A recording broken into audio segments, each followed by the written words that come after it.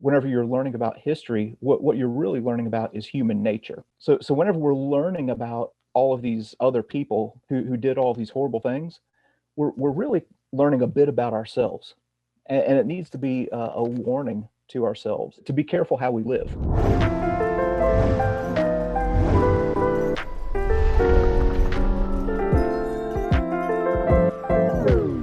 You have a great channel. It's called The History Underground. How long have you been doing it? My first video that I posted was Memorial Day of 2019. Yeah, had an interview that I'd done with a World War II veteran by the name of Reed Stevens. He was in the 7th Armored Division. So it's been going about 2.5 years now or so. Because you're always talking about all these different sites all around, different places where things happened. Do you go and walk the site first and sort of get yourself, do you go to Gettysburg and then, go to Little Round Top and walk the ground? What happens when you get there? So it's a little bit of a mix depending on where I'm at. In some cases, yeah, I'll try and kind of get my bearings a little bit before I start talking. In some cases, I'll link up with somebody there who already knows the place well and kind of just tag along with them. And in some cases in the videos, you're literally kind of walking along with me and seeing things as I see it. So it's a little bit of a blend of both. You also teach history, don't you? Mm-hmm. Is that your day job? I mean, what prompted you, or what were you as a little kid? Were you just always trying to figure out, what would happen, or what were there stories in your house, or what was the impetus for this? I come from a family of storytellers. I have one grandpa who was in World War II and one who was in the Korean War. Grew up during the Depression, and they were always telling me these stories that just fascinated me. You learn about their personal stories, and then you want to learn more about the context of the time they were living in, and I've always found that to be fascinating. So yeah, the history bug bit me really, really early. When you're doing the stories, do you put yourself in the place of the people that you're covering? Like, what are you trying to do when you're doing these stories? Yeah, in one sense, I'm trying to retrace the steps of the people who actually lived the history. So you were mentioning Gettysburg. You can read all kinds of books about Gettysburg, and you can look at these 2D maps, but you can't really get a sense of how that battle flowed and how the landscape impacted it unless you were there on the ground. So what I try and do with the videos is produce it in such a way that it feels like you're right there along with me, and you're kind of seeing the terrain and seeing all the kinds of things as I'm seeing it. Or if I'm going through a house that we're kind of going through this old house together, and you're kind of getting a little bit more of an immersive experience into history and helping you to understand it than what you might just reading in a book. Some of you have millions of views. I mean, these are pretty serious. But when you think about that, are you just saying this is sort of to the best of your ability, this is kind of what we think is happening? I mean, how do you present the story so that it, and how do you think about presenting it? Everybody comes to history with their own opinions and their own bias. That includes me. I try to the best of my ability to divorce myself of that whenever I'm doing these videos. And I think that I've done a fairly good job of that just based on some of the comments that I get, because I'll have some people who in the same video will accuse me of being, like some left-wing liberal snowflake, and also in the same video accuse me of being a Confederate sympathizer. So if I'm you must be doing a good job then. I mean, that's important maybe, right? Okay. Yeah. Yeah, so if I'm making both extremes equally angry, maybe I'm doing something right. So what I try and do though in the videos, and this is probably where I get some criticism, is I try and show the history from both perspectives, or from all perspectives, to whatever degree I can. And I think that's important whenever you're studying history, even if it's a perspective that you don't agree with. It's very important to understand why those individuals thought what they did. We still have people that don't believe certain things about World War II, for example. And so how important is that? I mean, in the end, you're a teacher. You are a teacher, right? So the importance of actually these things really did take place, and actually, right? So is that, and do you see ever in the comments transitions or people comment I learned something here? Most oftentimes those people are pretty entrenched in their positions and are just showing up looking for a fight. And I'll try and deny them that fight and be like, well, yeah, here you can go look at or I'll ask, what's your resource? Like, that's an interesting perspective. I would like to know where you learned that. And typically I don't get any response. When you're doing a story about these sort of things, that went on during the Civil War, is it different when you're doing the Normandy stories where of World War II, where there are people around who actually went through those things, and definitely their children are still around. So Yeah. is there more of an immediacy to it? Yeah. And that's part of why it's important, I think, to be telling that history while we can, because those voices are almost gone. Where there are fewer and fewer people who are around to tell those stories. When you look around, we see democracy under siege, all around the world now. Yeah. I oftentimes think that, it's like they closed the borders in Hungary, right? And I don't think people are around anymore who remember how hard it was to open them. Is that a challenge that we're facing, whereby history is almost getting erased? We don't have a shared narrative anymore. I think that's an outstanding point, and I like that phrasing, a shared narrative. And yes, I think that we're facing a bit of a history education crisis in this country. I think that we can be critical of all sides and all political persuasions where they basically try and co-opt a piece of history and grab a hold of it to use it as a club to beat the other side with and to support themselves.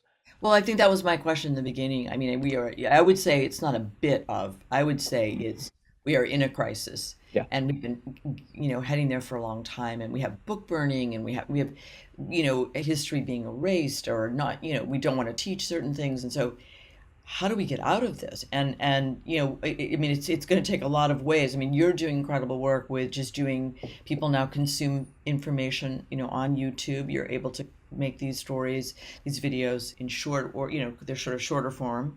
But like, as a history teacher, how are you dealing with this in the school? So one of the things that I try and do is that along with history, whenever we're learning about history, we're not just learning about facts and stories and things like that, even though that's part of it and it's very entertaining. I try and teach humility and empathy along with that. So whenever we are looking at some of these figures from the past, it's very, very easy to be critical of them. And in some cases, it's justifiable to be critical.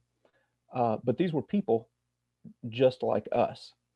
And whenever you're learning about history, what you're really learning about is human nature.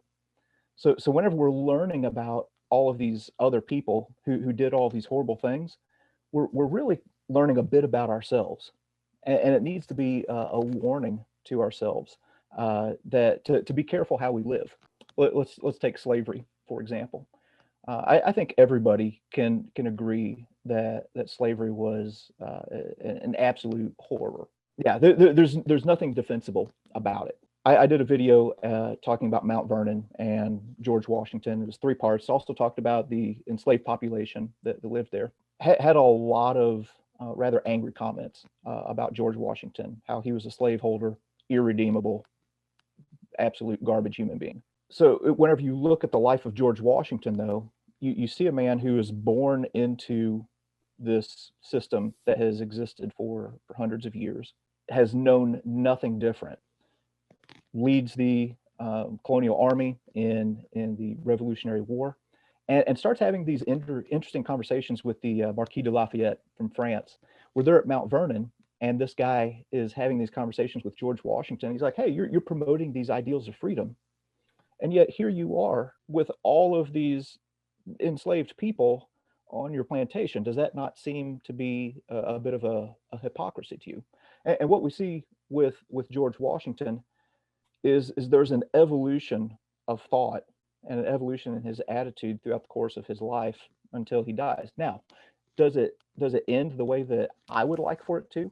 I would like for him to have had that conversation and then immediately go out and tell all of those enslaved people that they were free. That's not what happens. but we do see growth and we do see change with George Washington. So whenever I'm talking to students or anybody about history, and I'm talking about having humility and forgiveness for people of the past, I say, what are people 300 years from now going to say about us? What are we engaging in right now that seems so completely normal to us that future generations will be horrified about? The other side of the coin of that is Longstreet, General Longstreet, who, fought on behalf of the Confederacy and after the war supported, freedom for African Americans, and Yes. is now, reviled in the South. So that's another example.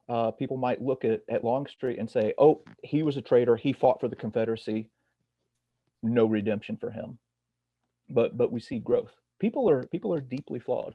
When you walk Arlington Cemetery, you made a video where you showed Taft and you showed a bunch of other people. How did you decide who you were going to show?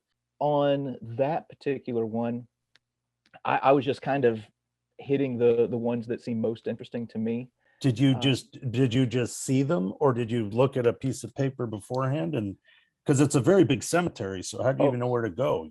It's huge, and I did some research before that, because if you were to just go to Arlington and just kind of wander around, I mean, my gosh, you could be there for days doing that. So yeah, I had like a list and then kind of a map. And is it a solemn journey when you're in there in that cemetery? Very, very much so. Very much so. It's a very humbling place to be. You feel the weight of the cost of freedom throughout all of our history. That's a really important point. I don't think we feel the weight of anything right now. We're very numb and desensitized. And when you go about making these videos, and I think you said to our team something like, people don't like to study history, or they hate it or think it's boring or dry or whatever. So a deeper goal for you in doing this work, because it obviously you're connecting with people are connecting with this. What happens from after we see a story? Do you find, should we be going on like you said, looking at ourselves, self-reflection, number one, Yeah. maybe having information that you hadn't had before, maybe you didn't know the side, you were sort of polarized in your belief system. And what else can come from this? Really, what I would like to see, though, is what you mentioned with this idea of shared history. So we're recording this month of February during Black History Month. I love learning about the history of African Americans in this country, because I don't know if you noticed, I'm a white guy, but as an American, the history of the African American people in this country, that's my history. For somebody that is living on one of the reservations in South Dakota, learning about the founding fathers, that's part of their history. An immigrant who has just become a citizen within the past 5 years, man, I would hope that they would love to learn about westward expansion or anything like that, because we're all Americans, and that is it's a shared history that we all have.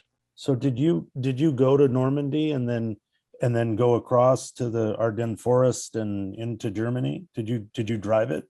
Yeah, I flew into Paris, and then the way that I show everything in the series is a little bit backwards. I actually went up into Belgium first, went into the Ardennes forest, and then went down to Normandy, and realized that after that trip, I was like, oh my gosh, I did not have nearly enough time.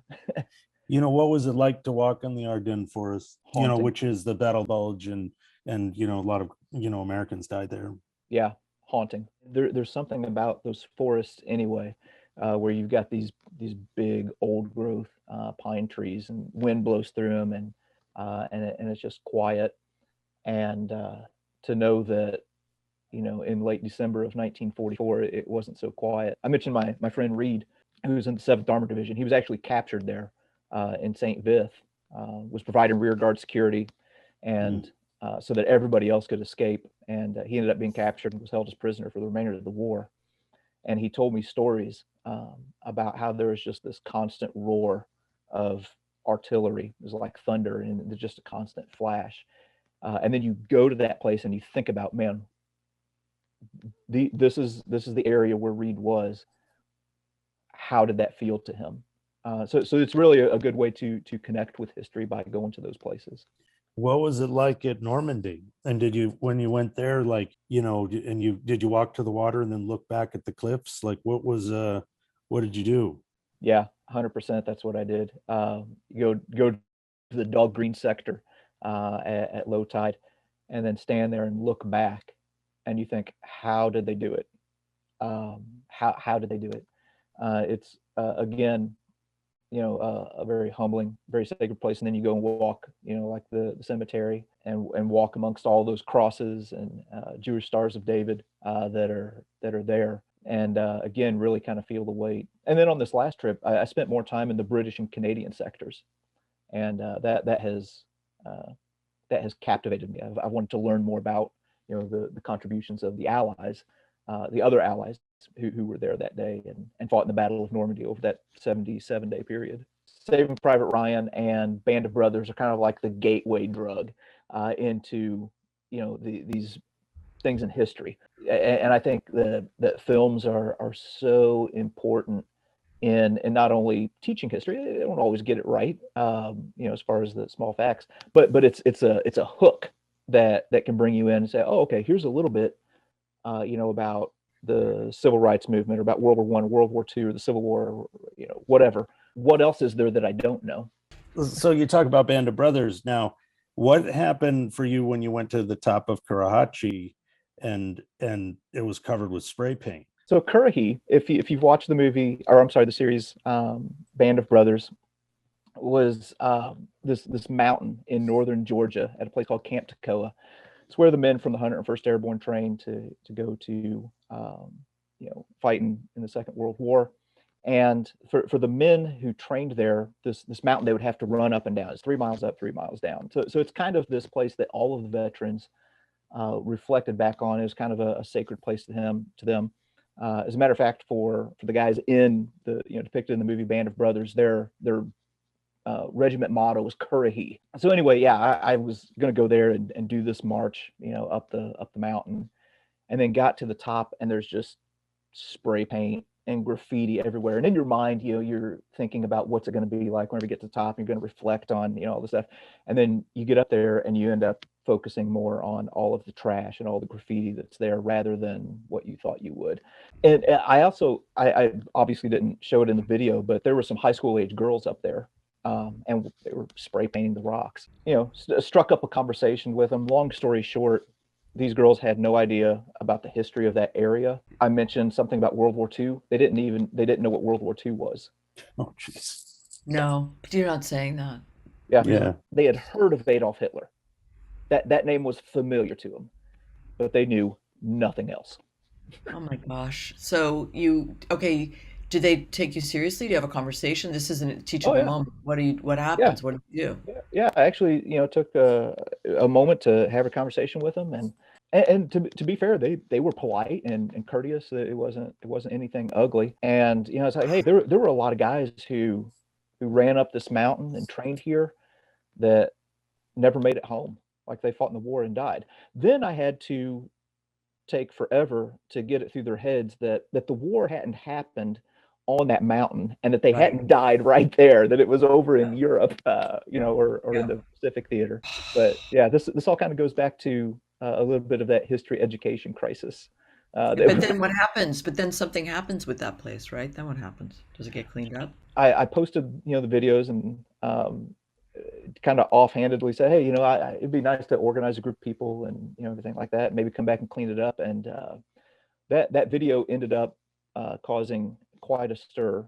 And long story short, we ended up raising a lot of money and organized a group, went back and cleaned up a lot of the graffiti off of the mountain. Now, unfortunately, a lot of that graffiti has returned because it's just kind of deeply ingrained in the local culture that, hey, that's what you do on a Saturday night, is go up there and spray paint it. I would like to see it, become a place that is protected in some way. It's just on national forest ground right now, but exactly. I mean, we had talked on another project. We talked where sort of a similar thing. It happens, of course, a lot of times on indigenous reservations, and so really protecting the environment and making sure we have to remember somehow there's got to be a way where we remember, as Jesse said, this collective memory, shared experience of Yeah. who we are as But humans. to be fair, kids that are going up there spray painting that it's of no value to them because they don't know the history. If you can't value something that you don't know.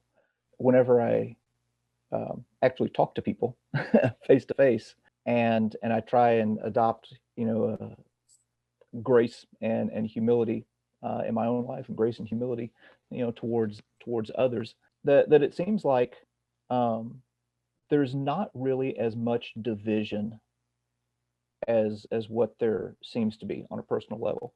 If you go on Twitter, or some of these other platforms, man, it seems so awful. And I mean, don't get me wrong, I have deep concerns about the direction that we're going as far as the division in this country. And I think that we would all do well to, on whatever side of the political aisle you're on, because I think that's where the primary divisions are taking place.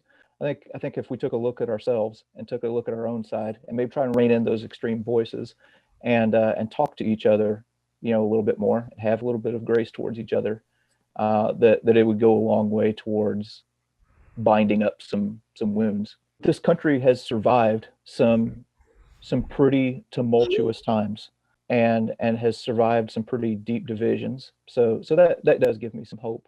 Thank you for talking to us about all this stuff. It's really been illuminating, and deeply appreciate the work that you do, and keep doing it. Hopefully it's doing some good in some way. Yeah. Thank you so much. Okay, bye you guys.